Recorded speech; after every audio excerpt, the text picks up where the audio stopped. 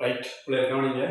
அதாவது போன வீடியோவில் வந்து திரிகோணம் பார்த்தோம், முதலாவது கணக்கு கொண்டு ஒரு நிறுவனம் ஒன்று பார்த்தோம். ஸோ அதில் தொடர்ச்சியாகவே ரெண்டாவது கணக்கு பார்த்தோம். அதாவது ஒன்றும் இல்லை, வளமைய மாதிரியே என்னது இந்தியாவில் உள்ளாக்கலாறு எல்ஹெச்எஸ், இந்தியாவில் ஆர்ஹெச்எஸ். இப்போ இவங்க ரெண்டு பேரும் எல்ஹெச்எஸ்டையும் ஆர்ஹெச்எஸ்டையும் எடுத்தாங்க, சமன்பாடு காட்டணும்னு சொன்னால் ஓகே ரைட். இப்போ சமன்பாடு காட்டுறதுக்கு முன்னுக்கு இதை என்ன ஐடியாவில் எடுக்கலாம்னு பார்ப்போம். சரியா, இதை வந்து என்ன ஒரு ஐடியாவில் எடுக்கலாம்னு பார்த்தோம்னு சொன்னால் பிள்ளை கவனிங்க வழியா இந்தியாவில் பாருங்க. அதாவது என்னது சைன் எல்லாமே சைன்ல இருக்கு. ஆர்ஹெச்எஸ் எல்ஹெச்எஸ்ல வந்து சைன் கோஸ்ட்ல இருக்கு. அப்ப நாங்க அந்த அளவுல கோஸ்ட் எல்லாத்தையுமே சைனுக்கு மாற்றுவோம். அப்ப நாங்க சைனுக்கு மாத்துறோம்னு சொன்னா எங்களுக்கு ஒரு சமன்பாடு தெரியும். அந்த சமன்பாடுல நாங்க ஒரு ரெண்டு சமன்பாடு எடுக்கலாம். ரைட்டா கவனிங்க. சைன் வர்க்கம் ஏ பிளஸ் கோஸ் வர்க்கம் ஏ சமன் 1. இது ஒரு சமன்பாடு. அப்ப நம்ம இந்த சமன்பாட்டை இருக்க சைன் வர்க்கத்தால பிரிப்போம். ஒரு சைன் வர்க்கத்தால பிரிச்சோம்னு சொன்னா, அதாவது சைன் வர்க்கத்தால இதை பிரிச்சோம்னா 1 வரப்போகுது. இதை சைன் வர்க்கத்தால பிரிக்கல கொஸ்டின்கள் சைன் என்ன, கொஸ்டின்கள் சைன் என்ன, கொட் வர்க்கம் வரும் இல்லையா, சமன் 1 என்னது சைன். அதாவது 1 சைன் சொன்னாங்க தெரியும். அதாவது 1 சைன் சொன்னால் சைன் ஏ என்றால் நாங்கள் கொசைக் எழுதலாம். அப்ப 1 சைன் வர்க்கம் சொல்லிட்டு கொசைக் வர்க்கம் வரப்போகுது. சரியா, அதாவது கொசைக் வர்க்கம் 7 வரப்போகுது. இது ரெண்டாவது சமன்பாடு. இதே சமன்பாடு நான் என்ன செய்யணும்னு சொன்னால் கொஸ்ஸால பிடிக்கும். கொஸ்ஸால பிடிச்சால் சைன் வர்க்கத்தின் கொஸ் வர்க்கம் tan வர்க்கம் பிளஸ் கொஸ் வர்க்கத்தின் கொஸ் வர்க்கம் சொல்றது 1 கொஸ்ன்னு சொன்னால் என்ன செக். அப்போ 1 கொஸ் வர்க்கம் சொன்னால் செக் வர்க்கம்.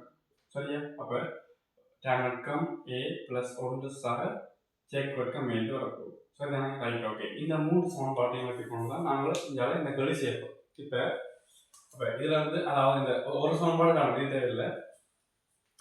அப்போ நாங்கள் எல்ஹெச்எஸ் அப்படியே எடுப்போம். எப்படி எல்ஹெச்எஸ்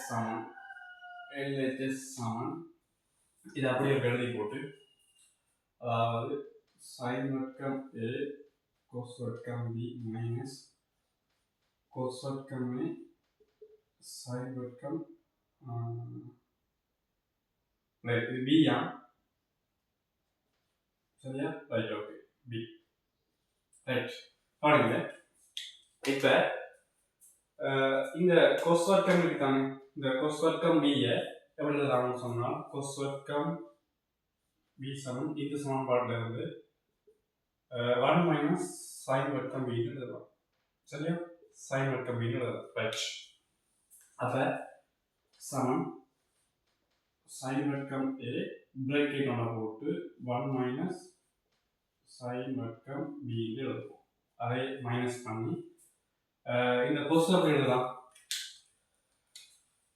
கொஸ் வர்க்கம் ஏ ரைட் 1 மைனஸ் சைன் வர்க்கம் ஏ இந்த சமன்பாட்டில் வந்து நாங்கள் எடுத்தோம். சரியா, ரைட். இப்போ இது வந்து நீங்கள் கணக்கு செய்ய இந்த நிறுவல்கள் எக்கச்சக்கமான கணக்கு செய்ய ப்ராக்டிஸ் பண்ண உங்களுக்கு இந்த சமன்பாடு எல்லாமே ஞாபகத்துக்கு வந்துடும்.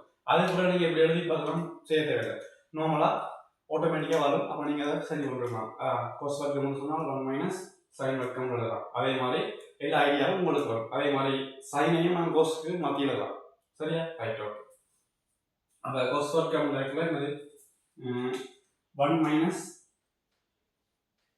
சைன் வர்க்கம் ஏ இன்டு சைன் வர்க்கம் பி வரும்.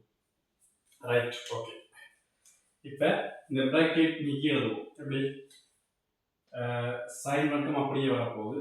சைன் வர்க்கம் ஏ மைனஸ் சைன் வர்க்கம் ஏ இன்டு சைன் வர்க்கம் பி. சரியா, ரைட் ஓகே. இப்போ என்ன செய்ய முடியும், இந்த சைன் வர்க்கம் பி யால இந்த பிராக்கெட்டால நீக்கிடுவோம். அப்படி அதே மைனஸ் வரப்போகுது சைன் வர்க்கம் பி. இந்த சய பேருக்கு படைப்புல சகண்டு வரும். இப்போ சைன் வர்க்கம் ஏ சைன் வர்க்கம் பி. ரைட். இங்கே கவனிங்க,